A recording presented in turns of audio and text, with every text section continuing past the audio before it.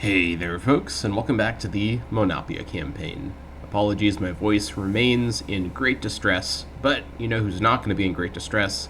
The people of Manawia, because they are not going to be invaded by anybody.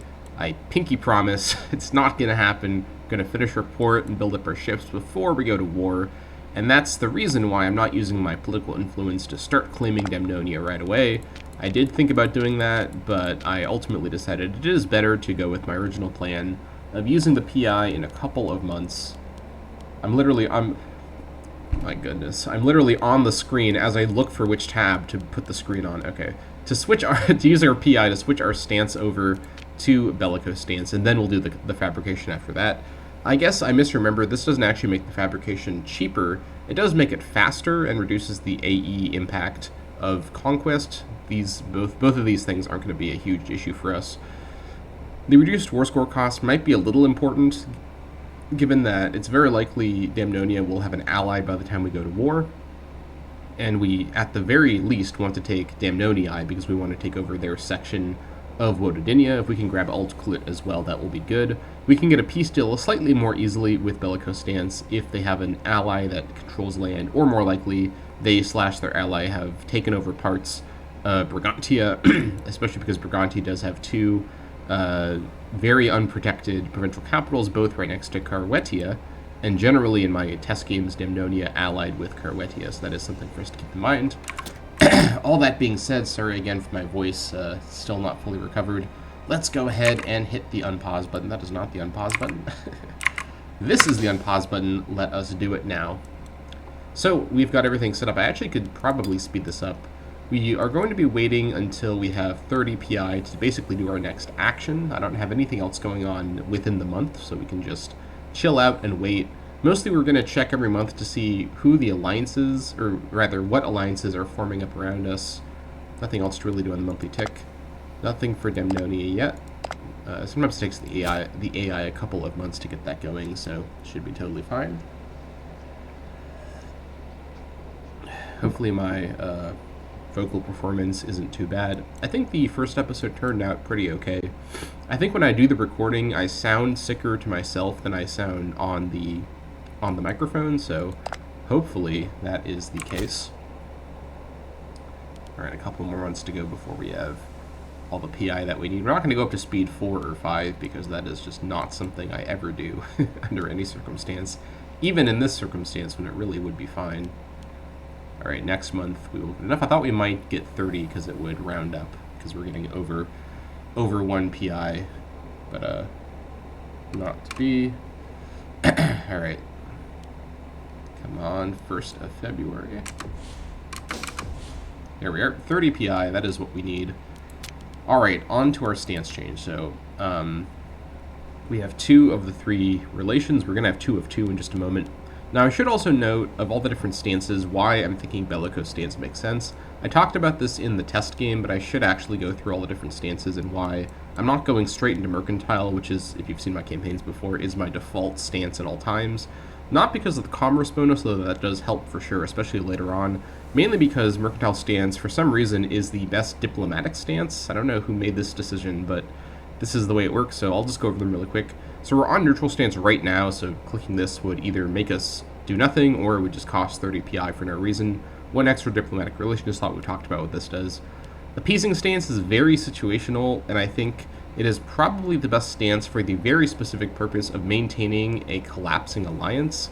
In only certain circumstances do I think that would be super critical. Maybe you have allied with a huge major power nearby, and they're going to break the alliance because they've come to their senses. But you're about to go to war super soon, and you just need them to keep the alliance a little bit.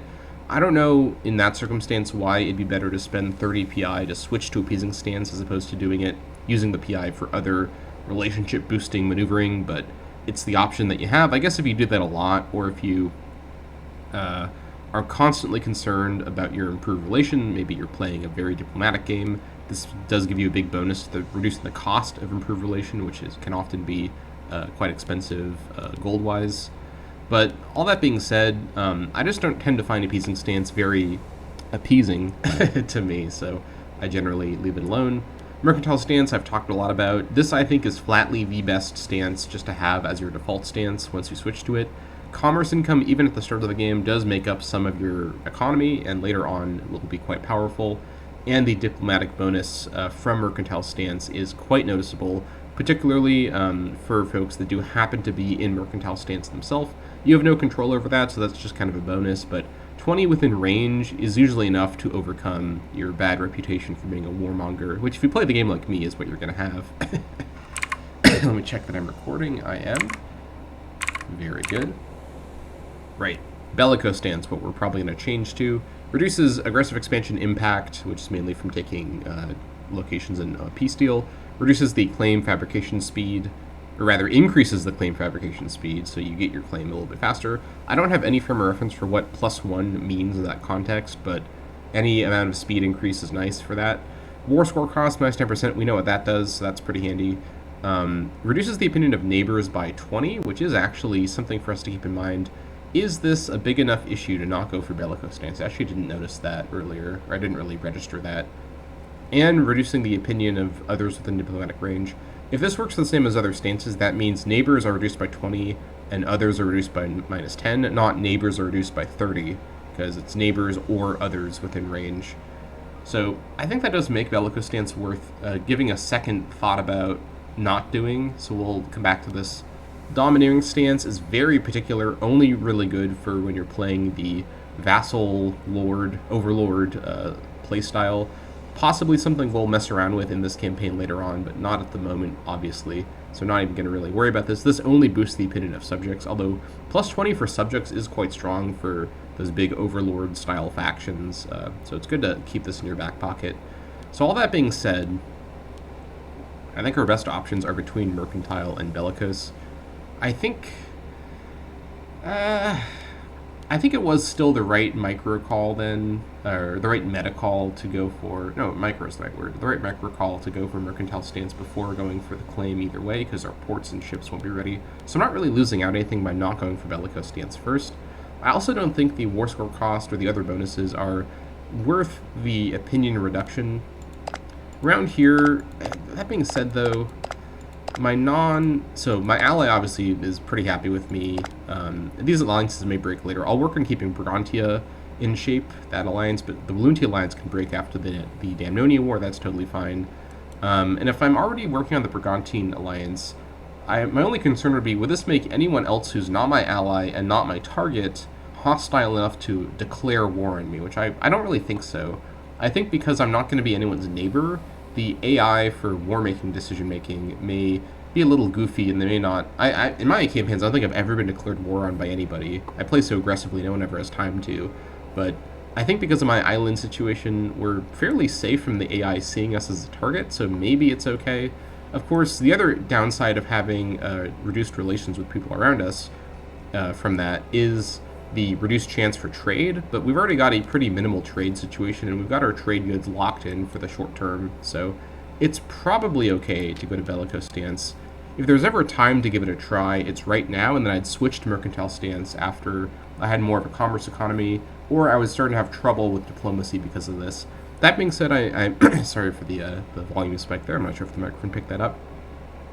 That being said, I do think that the main way that I've historically had reduced relations with people is from aggressive expansion, and this stance reduces the impact of AE both through that actual modifier and also by reducing the war score cost, and, well, I guess that wouldn't really have an effect. So I think we're going to give it a try. This is a little bit experimental, and possibly too experimental for this particular start, but we're going to go for it.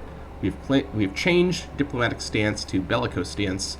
A bellicose diplomatic stance means that all diplomatic efforts are focused on justification for expansion and intimidation of nearby countries.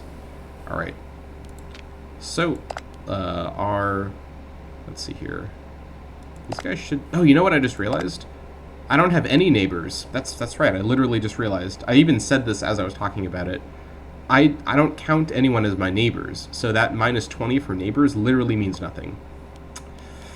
Wow, okay, so I'm real goofy. I literally have spent so much of last episode and this episode talking about how I don't have any neighbors, but this neighbors word is the same mechanic as that neighbors word from my missions and my war council. So, It's only minus 10, so basically everyone in the world is minus 10, so, or everyone within diplomatic range is minus 10. That's definitely okay. I'm okay with that.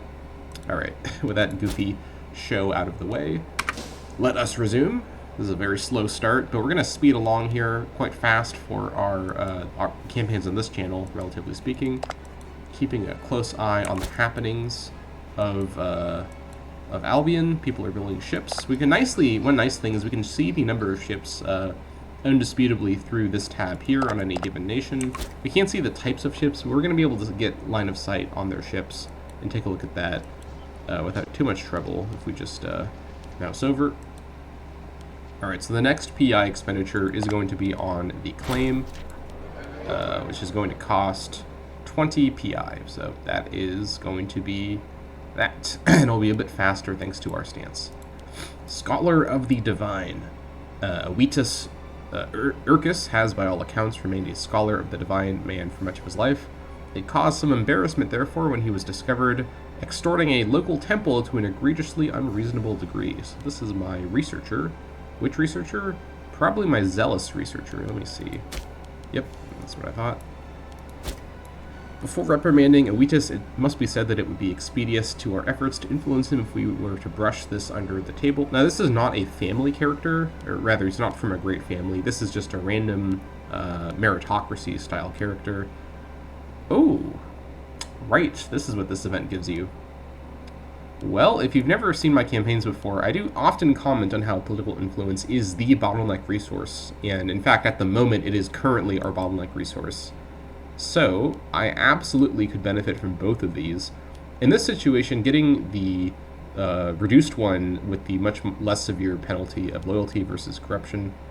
That being said, Talorc does actually have a negative corruption trait, and no current corruption anyway, so he's actually pretty well set up to get a bunch of corruption and then lose it. Corruption at this stage of the game will only cause a very small economic penalty for him, or for our nation. So we should be able to safely get the more valuable option here.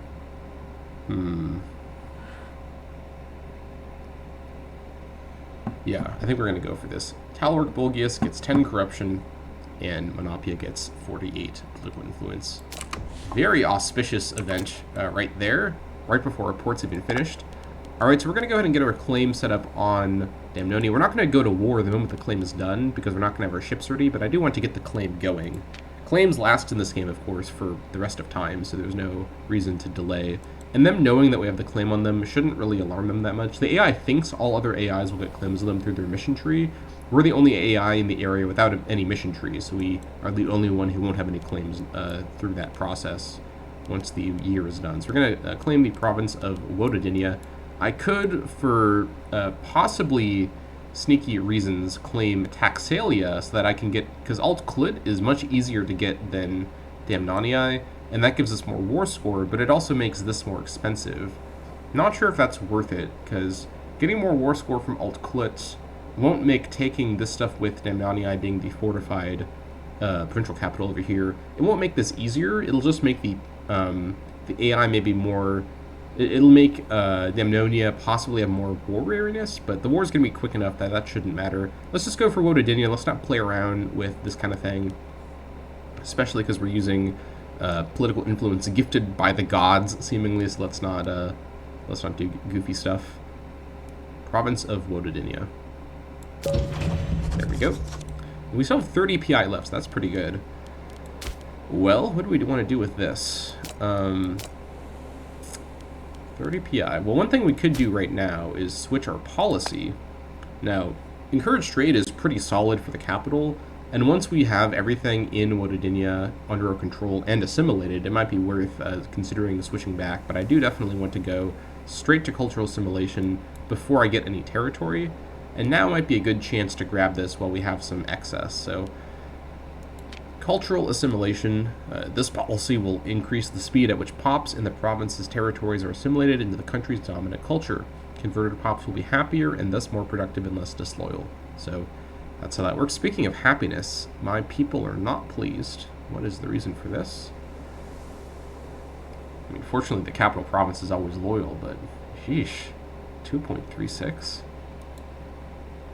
I need to look at my pops here. View pop info. Where's my citizen? Negative stability. Oh, yeah, that's right. Yeah, citizens get really jumpy about low stability. Understandably so. Okay, that's fine. What's my...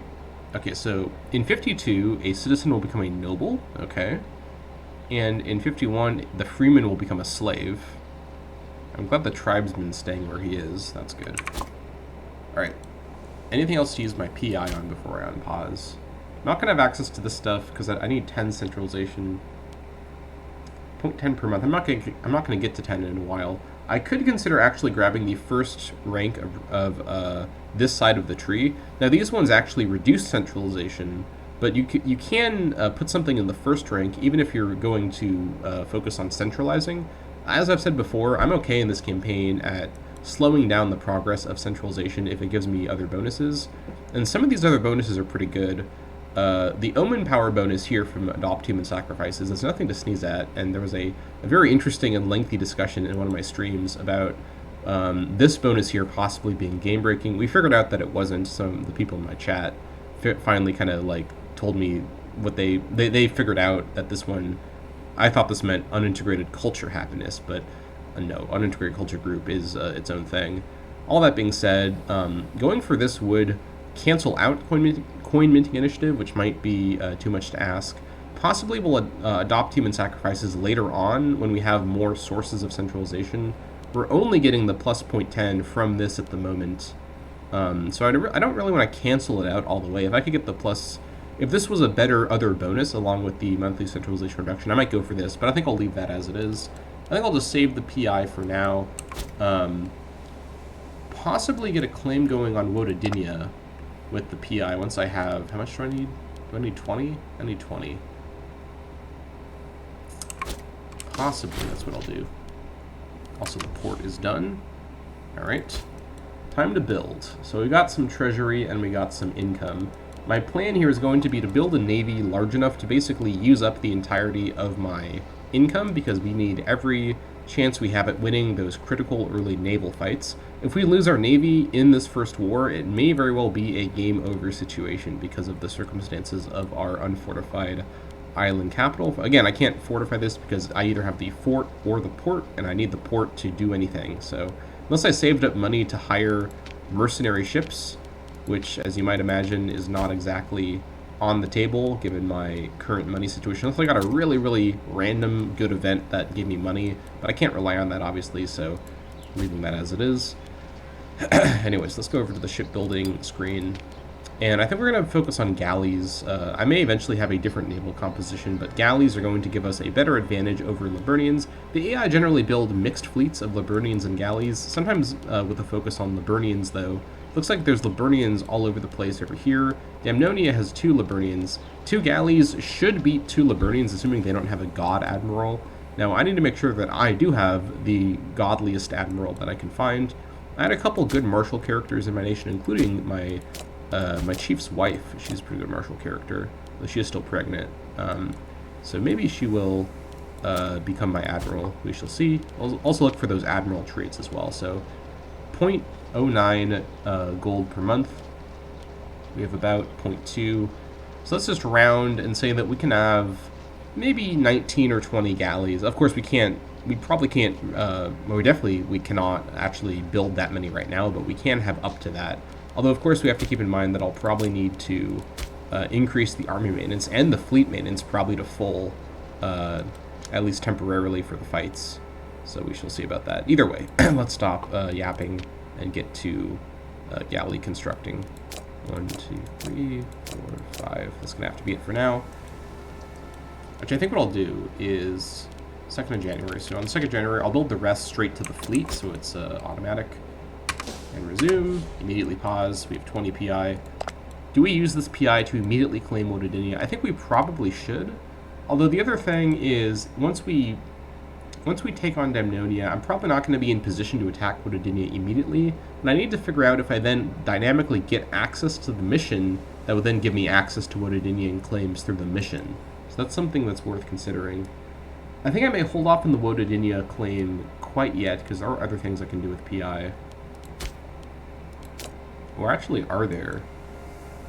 What can I use my PI for? It might not be a bad idea to just build up some PI. I should get the claim going. There's no reason to not have the claim. Even if I get access to the mission tree, it still would be advantageous to have the claim in place, since I got the PI for free, in order to have the war as an option sooner rather than later. It's better to have that option and spend the free PI that I got rather than just save it, paranoidly. So I don't think there's any other thing I could use my PI for militaristically in the early game. I'm trying to think if there's anything I could use PI for. I don't really think so. Any other diplomatic options I need PI for? Not really. Alright, let's fabricate a claim on Wodadinia with the PI.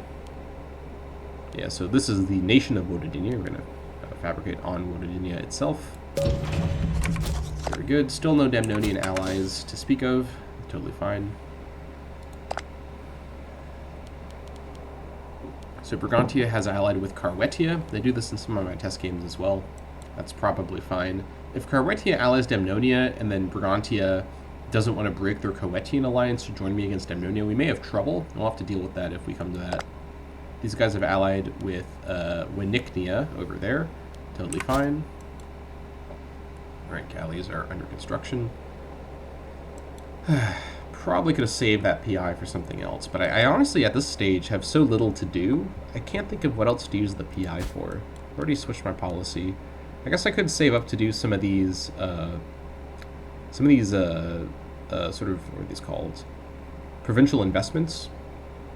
But these are honestly not super necessary quite yet. Probably the best one would be, because this one doesn't have any effect for settlements. This one would probably be the best, but I don't even yeah, I think ADPI for one trader at the moment is a pretty bad trade. Ruler is born. My tribal chief. A son has been born to Talorc. We're told the baby is named Tuto Malleus. That's a great name. Alright, so this is my new heir, I guess? So I don't have female succession? Hold on. I mean, neither of them are my heir because we're not a monarchy, but it said a ruler is born. Maybe I don't actually have... No, I definitely have... There are tribes all over the place with female rulers, so I think the event was just incorrect about that. So no need to worry. Just a little oopsie. Yeah. So either way, though, nice to have a son. Maybe he will be around to see the transformation of the island tribe into a monarchy. We shall see. Gwendolyn is now no longer pregnant, as happens when you give birth. That's a fun fact if you didn't know that. So she may be able to become my admiral once the ship is done. Admiral of one ship. Very prestigious office for sure. A nation with no female officers. Actually, I wonder if you can make women admirals if you can't have female officers. Didn't even think about that. A religious procession. A struggle between the religious echelons of our society and the peasants has recently come into light, as the populace at large feels like the religious ceremonies are inaccessible and distant. On the other hand, our high priest and his attendants demand the distance needed to do their jobs properly, and argument the peasants have no right to the inner workings of our religious ceremonies. Alright, so we could lose stability. No. We could gain stability.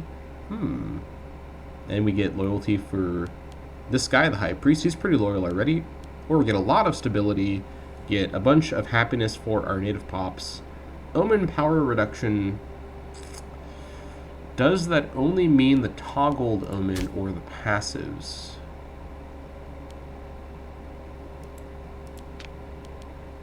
I think it means the toggled omen, but if it affects the passives, that's a no, because that would affect my discipline. If it affects the toggle omen, that would reduce the power of... modifies the strength of our omens. I think the distinction here is the word omen only appears in reference to the selectable, toggleable power, and not the, what's the phrase it uses? Not the passive effect of each god. Because otherwise it would say god affects power, or something to that effect. Also lose loyalty with that guy, Tascio Juanis, but he is fairly loyal, so that would be fine. I think 6 stability is worth the reduction in pop assimilation speed, especially at this moment. It'd only be a small reduction in a bonus to pop assimilation speed, so it's absolutely worth it. Let's check and see what happens when we do this. 6 stability. Yeah, it just reduced the pop assimilation speed bonus, so that's good to know. That's completely worth it. Stability increase will actually increase the happiness of our pops quite a bit. Happier pops mean more resources generated by those pops. It is a good system. By the way, check out our manpower situation. 1400's okay for what our start is like, but 10 per month is pretty bad. Gonna have to boost that number up somehow. Got a storm down here, very spooky.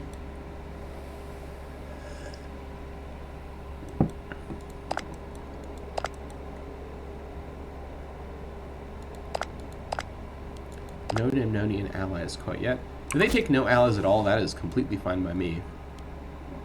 Losing manpower? What is this? Oh, we lost, yeah, they became a slave. I'd rather have the freedman than the slave, honestly. What's the issue here? My citizens being promoted and also demoted? Well, once they become a noble, this will be reset. So, yeah, the low pop situation is kind of strange. Yeah. The issue is my slave ratio at the moment is higher than the freeman ratio. So we have less than 5 pops in total, so we're going to have a weird population situation here with all the pops moving around thanks to those ratios. A little frustrating, but at least we'll get a little bit of base tax. That's something at least. Alright. Galley is almost done. Tempted to go up to speed 2. Or up to speed 2. Tempted to go up to speed 4. But shall I succumb to the temptation? Perhaps.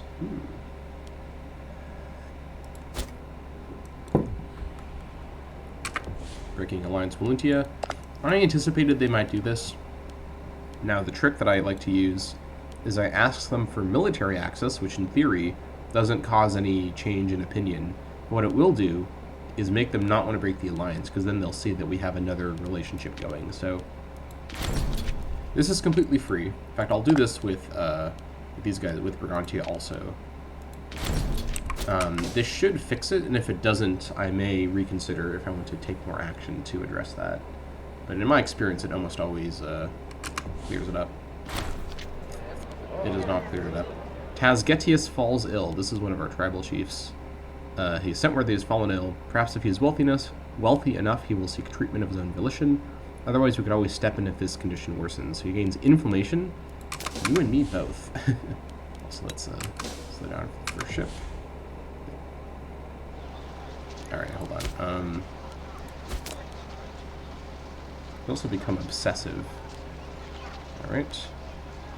Inflammation is unfortunate. He should probably, like, switch his scheme to try and get healed. Is it worth spending 10 PI to make him drop the scheme? So that he'll then possibly make his scheme to search for healing. He needs, actually no, he needs 200 gold. No, I need 200 gold.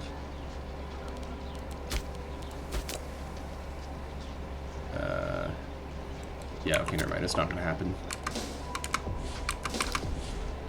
Here we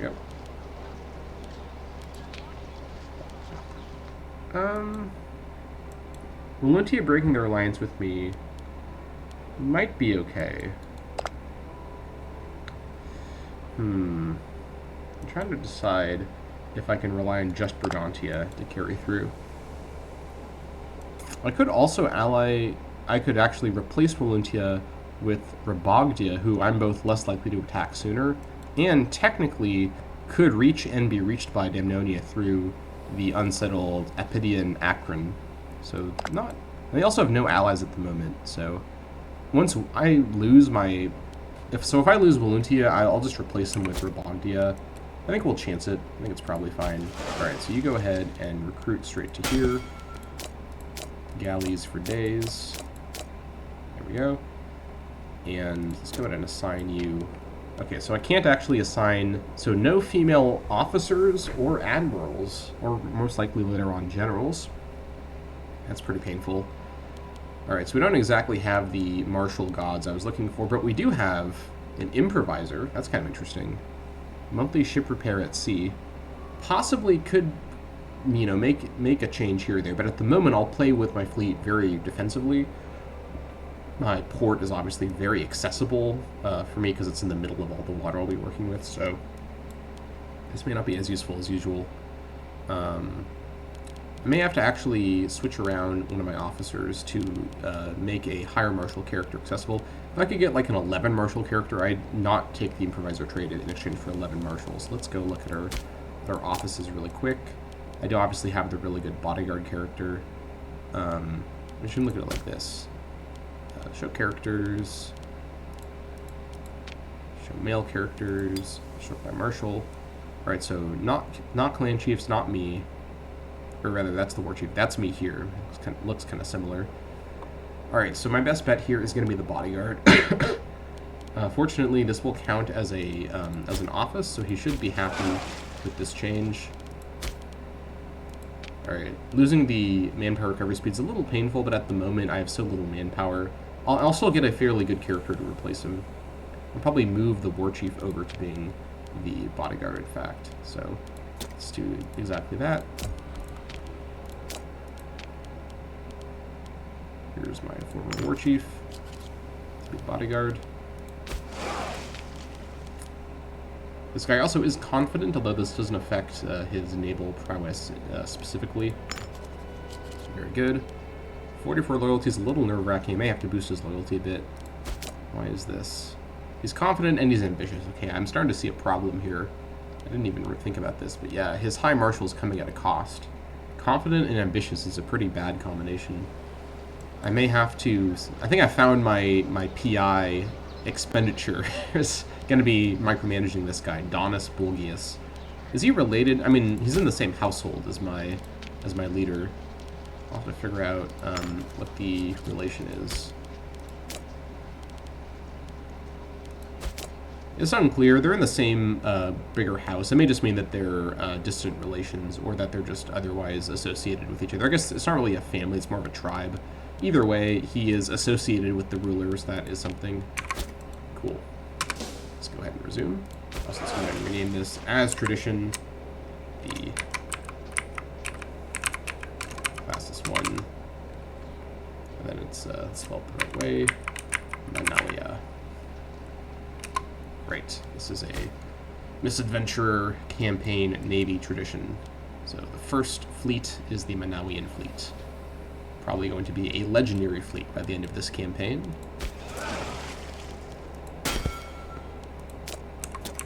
Let's throw more galleys in there.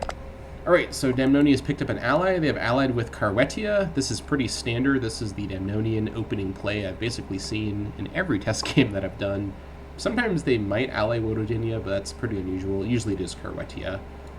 So, also Brigantia has broken their alliance with the Carwetia. I've actually weirdly seen this a lot too. They break their alliance with Carwetia after allying with them, after I ally with Brigantia. So, not sure what that's about, but that's good for us because this means that Brigantia won't not join the war, and they will break the truce with Carwetia to join the war, because the way the AI sees it, and actually the way that you see it too, when you do a war declaration or you get called in. So if you have a truce with somebody, and you are called into a war that they are also called into, you sort of, it's like a workaround of the truce. So Brigantia will not do the war, because they don't see Carwetia as being in the war when I declare on Damnonia, even though Carwetia is noted as being a call-in option for Damnonia. So that's the situation with that. Let's resume here. Parisia is Wododinia's ally. That's actually kind of interesting. Good ally for Wododinia to have for my war against them because of Brigantia's position. Brigantia handily bodies Parisia over there, so that is good to see. I may actually... Is there any reason I might want to feed Carwetian and later Parisian territory to Brigantia?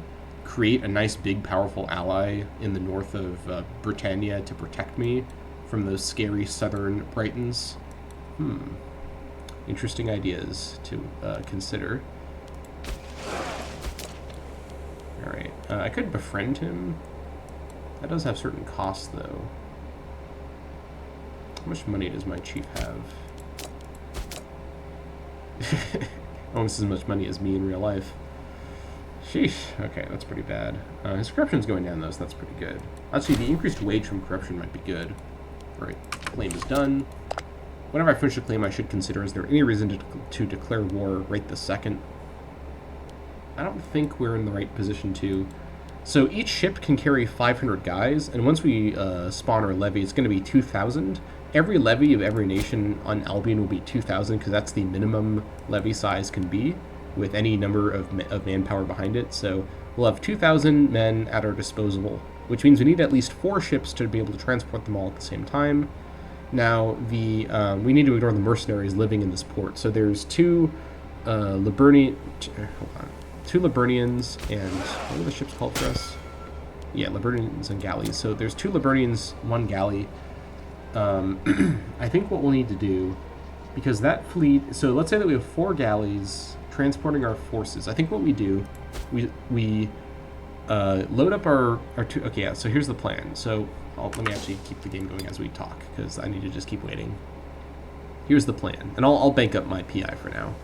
So here's the plan. So what we'll do is, when we're getting ready for the Damnonian War, we'll load up, we'll raise our levy, get them at full morale, make sure their food is all stocked up, make sure the boats are at full morale, like extra morale as well. Order claim is done, very good. And then once everything's ready to go, we'll get them on the boats. It'll probably be a bit more than 4 boats at that point, but at least 4 boats. Tribal Chief Eric Gaidu offers friendship. This is the Tribal Chief of Voluntia. Oh, Brigantia is now... Oh, shoot, I should have seen that earlier. Becoming friends with this guy might be good. We only have limited friend slots. Actually, 4 is totally enough, so yeah. Let's become friends with that guy. That should actually secure our Voluntian alliance. We can always break the alliance later with no extra penalty, because it's just a personal friendship. Brigantia breaking the alliance is a much bigger issue. I didn't notice that, because this was already showing for Voluntia. So let's go ahead and start doing something about this. Probably, well, the issue is I need my money.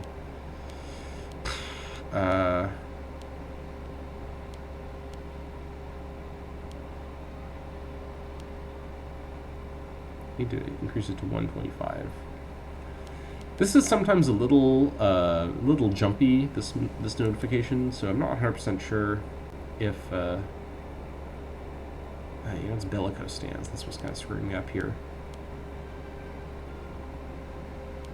Just send them a gift. This is a pretty drastic option. But I'm not going to have enough. I'm not going to get enough income to get up to 25 anytime soon. I think my best bet is to send them a gift and forgo 1 more galley. How many galleys are we talking about at the moment? 1, 2, 3, 4, 5, 6, 7, 8, 9. It should be enough for this first war, pretty handily. Yeah, I can probably... I can't lose Brigantia as an ally. It's non-negotiable.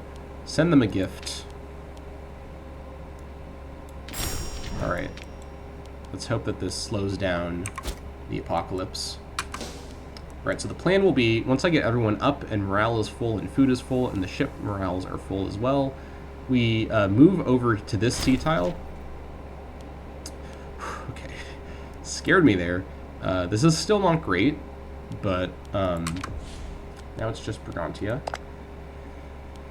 Yikes. Okay, so we may have to click the emergency button, which is declaring war on Damnonia while Brigantia is still our ally. Losing Voluntia as an ally is not great, but we can now ally with Rabogdia. I think I should do that immediately, because I do have the 2 slots. So we've allied with Rabogdia. So now Damnonia may walk over here and go over the strait here, or these guys may come over the strait. Although now, yeah, so what I was saying earlier, this time I'll just keep paused. I'll park my boats in the water, land in Alt Klut the moment I declare the war. Rather, I'll declare war and immediately march from the boats into Alt Klut, grab Alt Klut right away, get back on the boats, and it should be a large enough fleet to survive an attack from the port, because the Navy will stay in the port until it sees an opportunity to come out. Navies love to come out to intercept when your army is disembarking from your fleet, so we need a large enough fleet to dissuade from that, because we'll have an all-galley fleet that will help out a fair bit. The issue, though, is if I declare the war on Damnonia now, Brigantia may just win the war before I am ready to send people up, and that could be an issue. What would the war look like if it happened right now? it would be Damnonia and Carwetia versus me and Brigantia. And I definitely don't have the navy set up yet to protect my island if they wanted to do a naval attack. So do I trust Brigantia and Rabogdia to fully keep the armies of Damnonia and Carwetia occupied and not sailing off towards me? Not 100% sure. And if I lose the Brigantine alliance, not only does that cause trouble later on, I don't have an obvious other ally to help me against Damnonia or really Woodidinia either. This is a really tough call. Every monthly ticket's going to be another chance here. I could always cancel some of my ships that are in the queue to free up some money to try and get up. Let's see here, 15th of July. Let's do that, actually. Let me cancel some of these ships to get 25 gold to then start improving relations with Brigantia. Maybe the AI will show mercy on my very hard start and see that I'm trying my best to get relation with Brigantia as much as possible. I love how, like, frantic this campaign is already. This is what I like about this difficult start, is I have to, like, every possible measure I can take to try and save my life, I have to do. Yeah, because I have a lot of money. There we go. I have a lot of money, sort of, what's the phrase? Kind of locked up in these galleys. So now we've got enough. So on July 15th, when we are able to send another diplomat, we will start improving relations. I think if you're in the process of improving relations, the AI doesn't break alliances. I think. They won't do a league. Actually, they almost will do a league. A league might be worth it, actually, just to secure things further. Alright, improve opinion with Brigantia. There we go. Alright, Brigantia, I'm trying my best here. Please don't break your alliance with me. I know you've noticed that there's a bit of a size disparity in this alliance. I'm aware of it too. I promise you this is just a short-term thing. When I later conquer you, I will be bigger than you, so that is my diplomatic explanation for why we should be friends.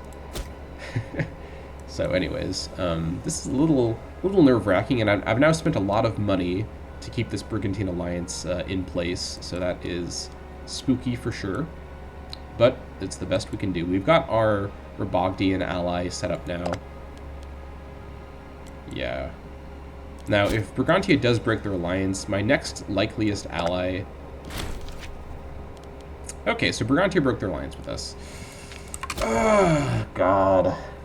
I love the Imperator MAI. Brigantia, I spent so much gold on this alliance, and you're going to treat me like this? Sheesh. What a joke. Alright, I'm canceling my military access with you. Actually, I will not. I'm going to use your ports, Brigantia. Screw you. Because they're unlikely to just cancel this on their own because they like me well enough. At least the opinion that I've started, or the improved opinion that I've started with them will continue now that I've made the initial down payment, so at least that's going. Not a bad nation to have good opinions with. So now things are looking a little grim. Damnonia is still allied with Carwetia, and the Rabogdian ally is going to be only so helpful. I really need an ally on the island that Carwetia in particular will be distracted by. Woodidinia is unlikely to become my ally because they don't like me. Parisia, it's not happening. Yeah, things around here are grim because I'm already in bellicose stance and all sorts of other reasons. Tough times for Monapia.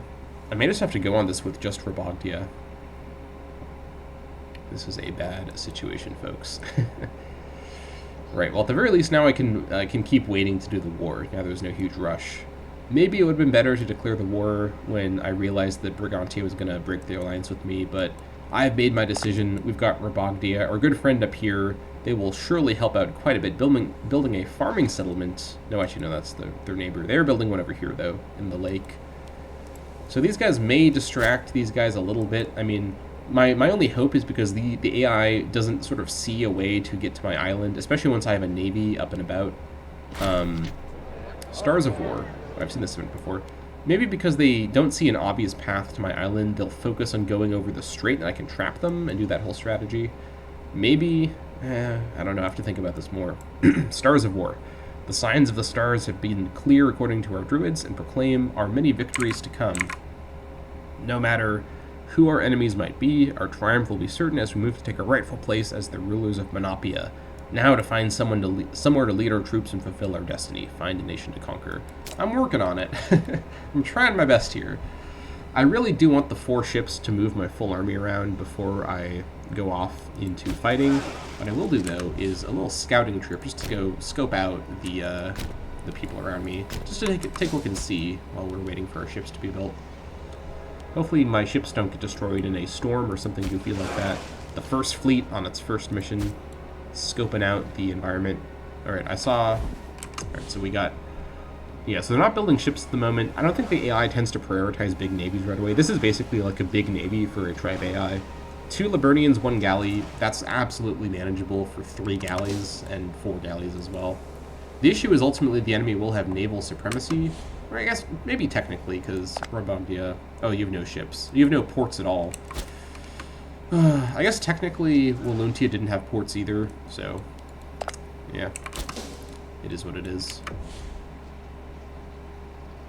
Oh yeah, here we are. 2 Liburnians, 1... So the issue here is...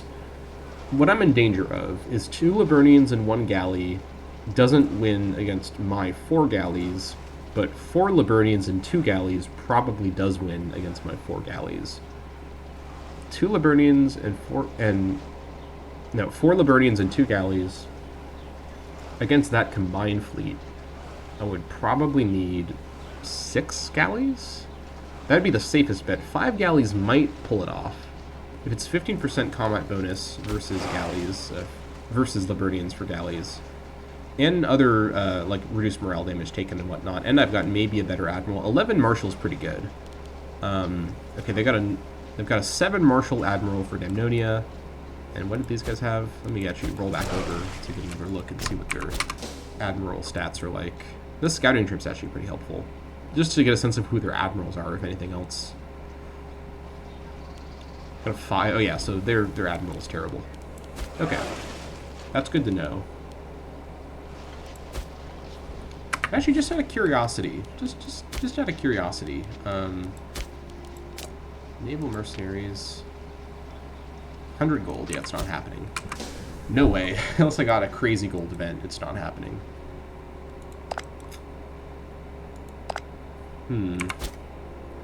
So what I'm thinking is, if I do what I talked about before and get all set up and have my navy sitting in the Mare Hibernicum and I'm landing in Alclut, is that enough? How long will the landing take? Probably 15 days, 10 days? Is that enough time for this navy over here to run over and the navy in Nawante to come out and start a naval fight? I think it would be, and that's probably what the AI would do in that situation.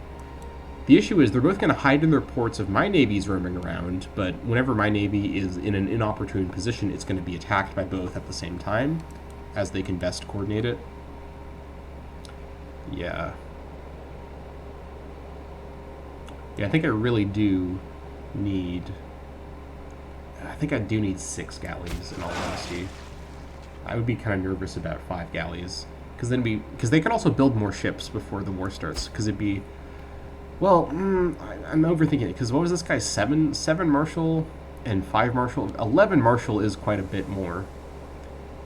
5 galleys should be fine, actually, against a mixed Liburnian galley fleet. That's also, that's 6 in size. I think what we do is a little closer to when the war is about to start, because we're not even at 3 galleys yet.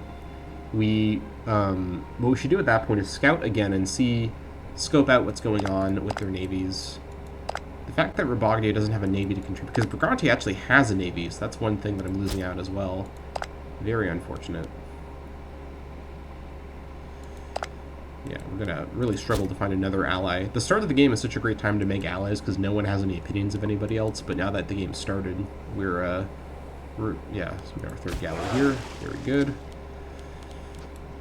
How many galleys are we building? Got 2 more. That'll take us to 5. I think what I should do is actually keep building galleys. So what I should do actually is, once this galley finishes, I should start getting my levy set up and start actually funding my galleys to boost up their morale, so that when the 5th galley finishes, my army is fully at full morale and has full food and is ready to embark. I only need 4 galleys to embark technically, but I want to embark on the 5 galleys for safety. Yeah, that's what I'll do. And then what I'll then do is I'll then build more galleys in Monapia so they don't join the fleet and like leave automatically and get sniped. So that would be bad. So I want to control the galleys. Oh, hello. Demnonian fleet, what are you doing? Sailing about mischievously, I see. Alright, more galleys. Let's build 3 more. These are basically going to live in Monapia as a reserve force for my main group of galleys. By the way, if you're playing a drinking game where you take a shot every time I say galley, good luck with dying. Oh, we got some warfare in Albion. What's going on over here? We got Ablania and we've got Voluntia attacking, or rather fighting Nagnadia. So no wonder Voluntia broke their alliance with me. They were going to go fight some other Hibernians. Crazy stuff. These guys are allied with Cornovia. That's a shame. Anyways, I mean, that's not specifically a shame, but I wish I still had that alliance. I'm very sad about that. Also, look, I paused on the 1st of October. Look at that. Crazy, just, it's like a reflex. So let's just go scope out that Navy one more time just to see, because we know how much these guys have.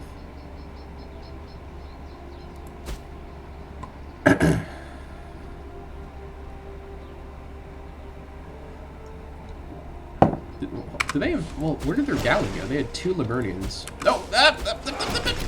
Alright, get out of here. I don't know what noise that was, but this is very spooky. I think these guys aren't moving. They're just sitting there, but I'm getting the hell back into my port. That pirate fleet could obliterate my entire campaign if I don't carefully observe what it's doing. If it's going to just sit in this particular sea tile... Okay, good. I was about to say, if that pirate port camped in that sea tile... What is this? Oh, hello, Briganti. I see that you've heard me complaining about your alliance breaking. Second thoughts, I see. Now, this is a twist. This is the Brigantine Redemption arc. What is going on here? Okay. Yes. Hello. Okay, well, now all of my dreams have just come true. Look at this. 2 Liburnians and a galley for free. Brigantine alliance restored. Alright, well now I feel emboldened enough perhaps to declare the war with 4 galleys. Wow. Wild tactics in the Misadventurer playthrough. This episode is so extra. I don't know what's going on. This is great. I love Imperator Rome. I'm so glad to be back doing this. This is so fun. Alright, Demnonia, your days are numbered. Brigantia has for some reason completely changed their foreign policy on the basis of nothing except for hearing me complain from my island for a year. Alright, so I'm not literally going to declare right now, but if I did this... Okay, so I'm noticing a problem. Brigantia and Rabogdia would both not do it because they both lack a border. So it's -10 for lacking a border and -10 for having a border. That's inopportune. Fortunately, I'm boosting my relations with Brigantia at the moment, so that will eventually get fixed. I do need to boost relations with Rabogdia. Let me actually just ask them for military access. That may be enough.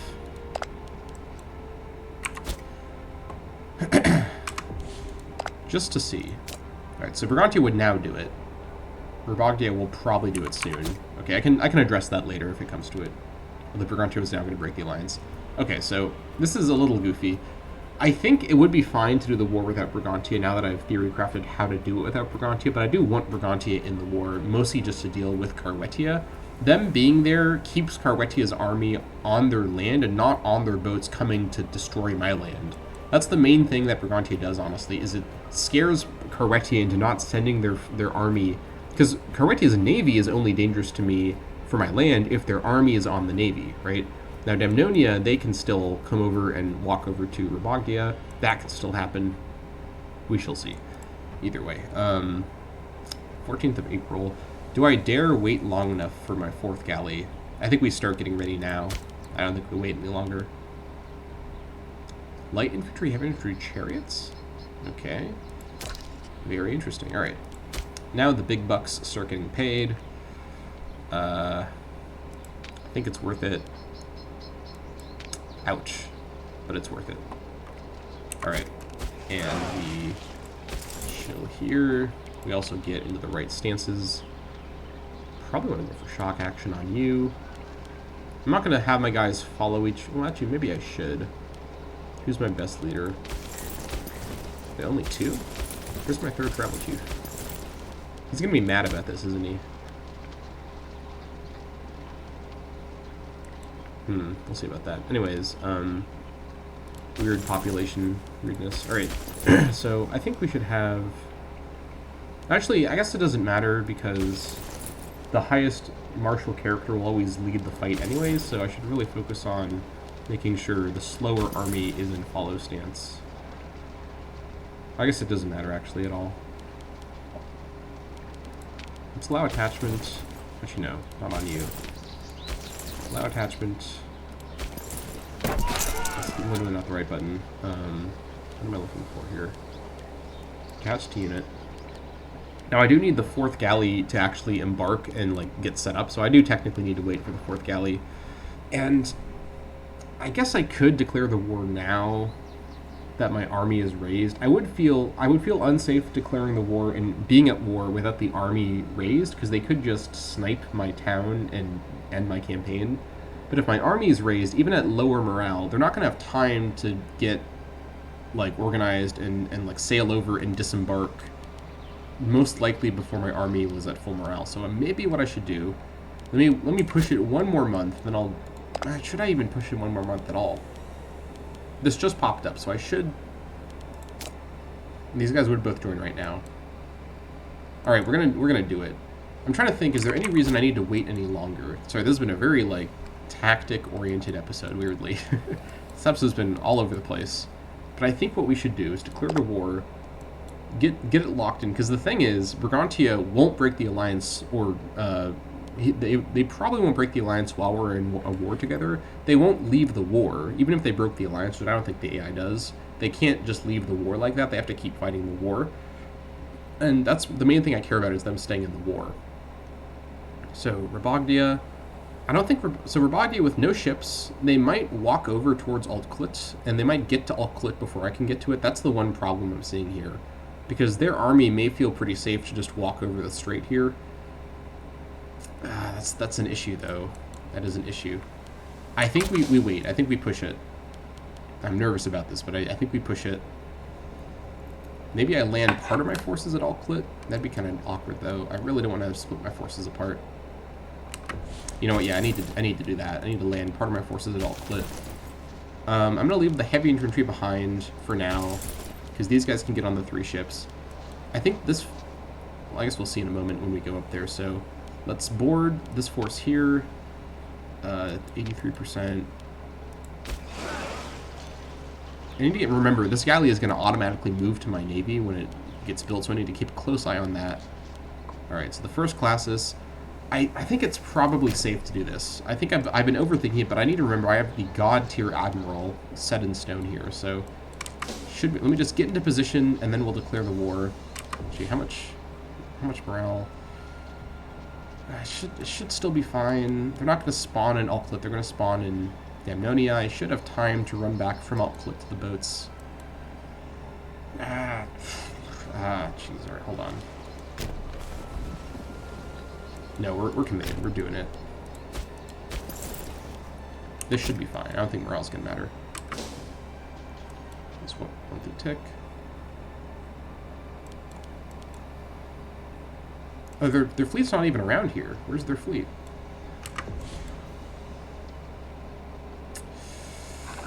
Ooh, I want that farming settlement to be there. In this game, if you occupy a settlement, the buildings that are being constructed, they freeze in place, and once you take it over, that goes away. That is a very valuable building. What is this, a fish tile? That's pretty good. Oh, this is so greedy, but I really want to include that farming settlement. I think I can push it that much further. All right, we're going to wait a little longer. Come on, Brigantia. You did the right thing one time before. Oh, hold on. I can invite them to the League. This will probably fix this. So if I invite them to League... see what the League does. I don't think I've ever done a League in a campaign before. Invite Brigantia to a defensive League. Let's see here. Defend together against hostile nations. We form a defensive League as the leader or invite another member to join our League. A defensive league is a multi-nation alliance for small nations which calls every member to the aid of any member who's attacked. They cannot refuse aid and will not be called into others' offensive wars. I think we do this just to ensure they don't break the alliance in the next month. This is super extra. Oh, this is a separate relation? What? Really? Hold on.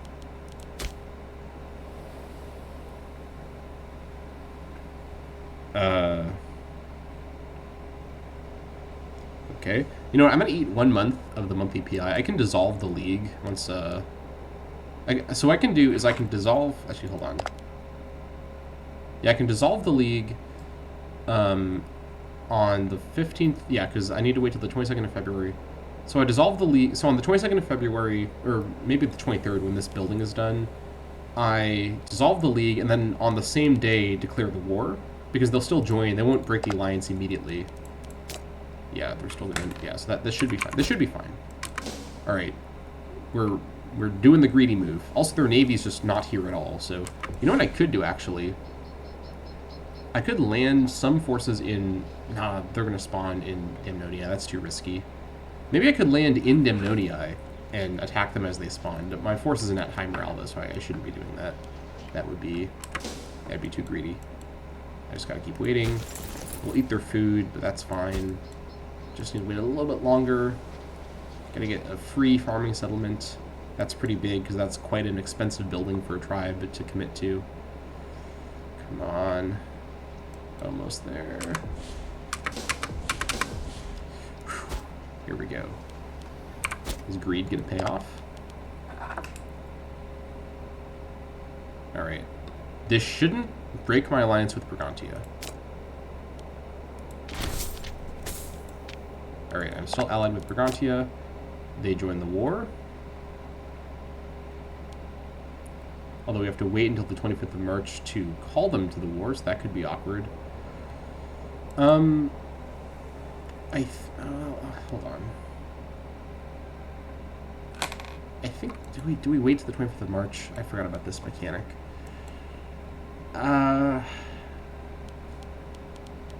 I think we do wait. I think we don't wait, actually. Alright, we're gonna go to war. We're going to war. We're doing it. We'll call in Brigantia once the war starts. I think once the war starts, I think Brigantia is less likely to break the alliance because they know the call is incoming. And hold on, let me just make sure this is all set up right. Okay, we're doing it. We're going to war. We'll do it as soon as we can. Declare war on Demnonia. Here we go. We declared war on the insular Celtic local power of Demnonia and Carwetia. Alright, boys. What's the timeline here? 22nd of March. That's a long time for my ships to not be around my island home. Awkward. They will accept call to arms, in theory, on the 20th of March. So we just gotta make it there. Okay, so as expected, Rabogdia is rushing over the strait. I'm glad I'm going to alt-clit first. The nice thing about the way this terrain is laid out is once I control alt-clit, they will actually make sure that none of their guys are higher martial than 7. That is good. I forgot about this, but technically my highest martial character is over here still, so that is a relief. So they can't assume control, my least favorite mechanic in the universe. So what this will be nice about this is they will hopefully help me protect alt-clit from being retaken by having their forces walk like this. Alright. Call them to arms. Oh yeah, so Brigantia's not actually that upset about us breaking the league. So that's pretty good. So we are fine. Once they've joined the war with us, they should no longer think about breaking the alliance. So I think it should be fine. 22nd of March. All right. This navy is not currently leaving yet, so that's a good sign still. There's their forces. Where are they going to go? There's their forces. All right, they haven't spawned by their navy. That's important. This campaign is making me do like the combined arms mindset of thinking about navies and armies quite collectively. What is the date? Once we call in Brigantia, I'm not scared of Carwetia anymore. Brigantia's going to really preoccupy Carwetia. Alright. Okay, we've landed. Now, what should I do here? I think what I should do is...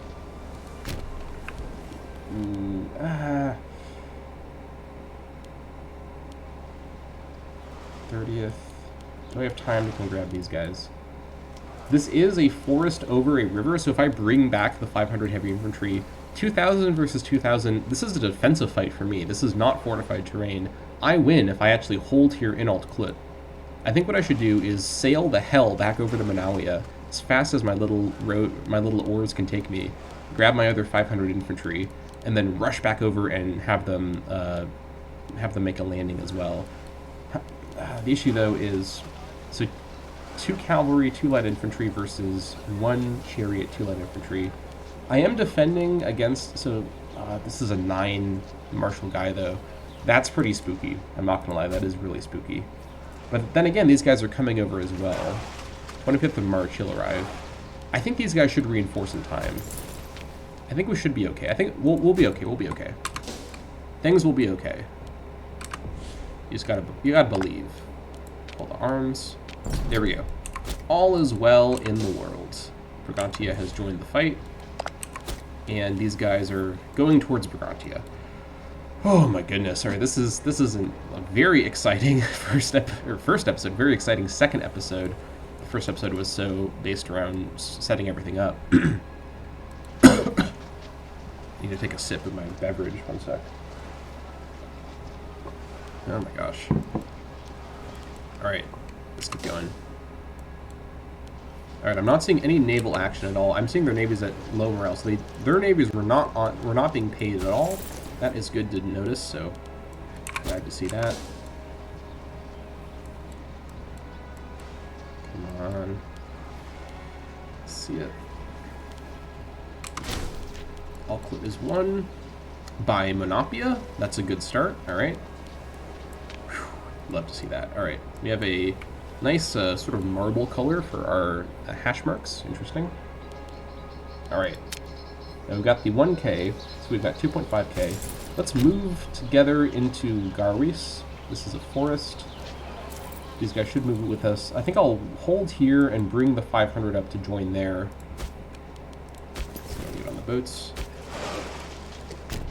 Rush back up. April 14th. This boat can probably sail after. There's no navies nearby, so I think it should be fine.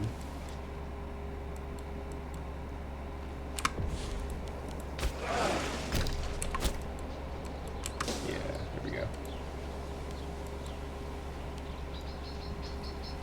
We shall see what the army here is up to. I don't have vision on them at the moment, but they're not coming here because we get the battle icon. So that is good. These guys are faster? Okay. They're actually not here at all. Right, we'll go straight there. I could grab the port here, actually. That could be pretty good, because this would actually screw up their navy, wherever it is. I actually don't know where it is. It's just off somewhere. Which could be dangerous. It could come from a weird direction. You know what, actually, yeah. Let's land the 500 at the port and take over the port really quick. And then they'll just walk from the port up to there.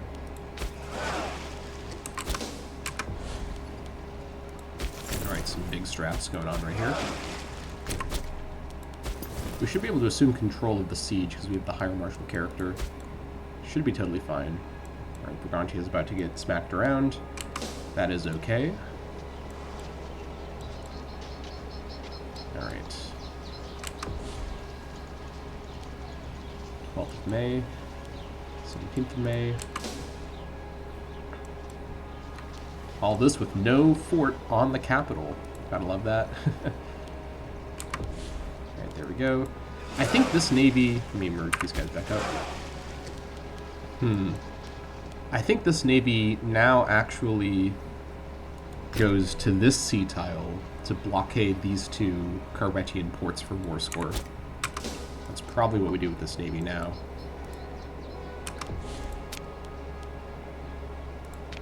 Alright, we've taken control automatically. Have we?